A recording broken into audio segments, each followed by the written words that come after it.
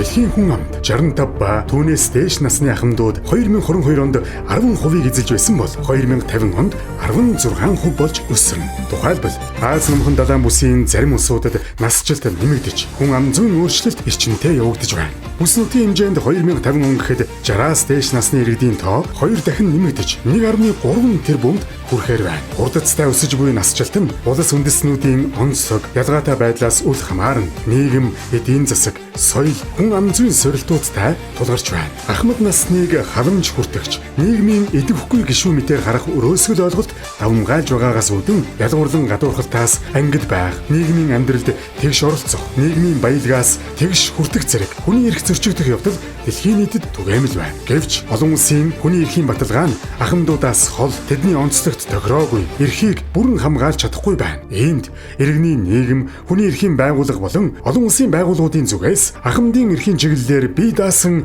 конвенц батлахыг олон жил шаардж ирсэн. Үүний үр дүнд Нэгдсэн үндэсний байгууллагын хүний эрхийн зөвлөлөөс ахмад насны хүний эрхийн талаарх конвенц боловсруулах асуудлыг 2025 оны 58 дугаар чуулганаараа авч хэлэлцэн ахмад насны хүний эрхийн талаарх олон улсын заавал дагаж мөрдөх хэм хэмжээ бүхий баримт бичгийг боловсруулах, хүний эрхийн зөвлөлд өргөн барих мандат бүхий засгийн газар хоорондын нээлттэй ажлын хэсэг байгуулахаар шийдвэрлэсэн. Монгол улсын хүний эрхийн үндэсний комисс нь Нэгдсэн үндэсний байгууллагын хүний эрхийн зөвлөлийн энэхүү санаачлагыг дэмжиж, идэвхтэй насжилт, ахмадад ээлтэй нийгмийг бүтээх нь Аз нумхан далайн бүсийн форумыг 2025 оны 6 дугаар сарын 19 хорны өдөр Улаанбаатар хотноо зохион байгуулах гэж байна. Энэхүү форумаар олон жил яригдсан ахмад насны эрхийн тухай Нэгдсэн үндэсний байгууллагын конвенцийг батлуулах үйл явцын хүрсэн үр дүнг урагшлуулах, насжилтаас үүдсэн тулгамдсан асуудал, боломж, шийдлийг хүний эрхийн суурилсан хандлагаар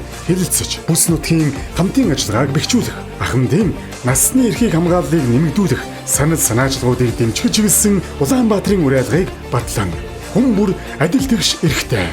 Нас агсан ч энэхүү эрх бүдгэрэх ёсгүй. Идэвхтэй насжилт ахмадад ээлтэй нийгмийг бүтээх нь Аз нумхан далайн бүсийн форум. Хүний эрхийн үндэсний комисс.